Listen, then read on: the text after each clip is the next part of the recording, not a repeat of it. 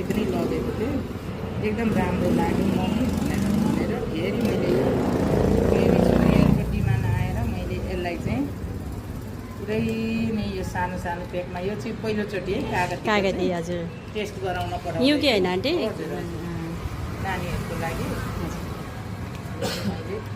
अब कति छ थाहा छैन है यहाँभित्र तौले लगाइदिन्छ कति ग्राम रहेछ हेरौँ है त ल 100 ठिकै छ आन्टी त्यो 101 हजुर 100 ग्राम भयो आन्टी आफै जोखेर लाँदै हुनुहुन्छ हाम्रो पसलमा आएर राम्रो छ है तर यो एउटा चाहिँ अलिक उ गरेर पत्ता नचिनै पठाइदिनु भन्नु हजुर रङ्गिला त्यो पत्ता ट्यापी गाँसेर गर्नु धेरै खाँदिएर आएर होला हजुर धेरै पठाउने भएर यो चाहिँ नदेख्नु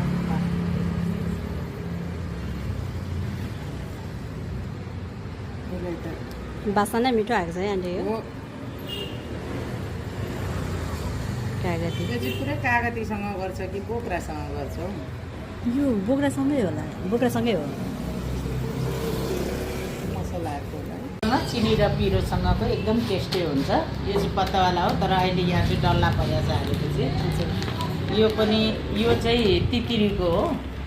यो दुईवटा चाहिँ इमली तितिरी इमलीबाट बनेको हो यो चाहिँ यो दुईवटा इमलीबाट बनेको हो अनि यो चाहिँ फेरि यो पनि लप्सीबाटै बनेको यो चाहिँ डल्लोवाला भित्र दानै छ हजुर यसको चाहिँ एकदम नै चुसेर खान दामी हुन्छ अनि यो चाहिँ कागतीबाट बनेको रहेछ एकदम नै राम्रो रहेछ मैले टेस्ट गर्दा र यसलाई टेस्ट गर्नै पठाएको हो दुईवटा हजुर धन्यवाद आन्टीलाई यो सबै यो चाहिँ एकदम राम्रो छ है यो साँगाको प्रोडक्ट अरे यहाँ चाहिँ साँगाबाट बहिनीहरूले झिकाउनु हुँदो रहेछ मैले दुईपल्ट भए यो समेत लगेको हजुर हस् हुन्छ धन्यवाद आन्टीलाई बहिनीहरूलाई धन्यवाद ल बहिनी तपाईँहरू फेरि पनि आउला है हुन्छ धन्यवाद। आन्टी हस् हुन्छ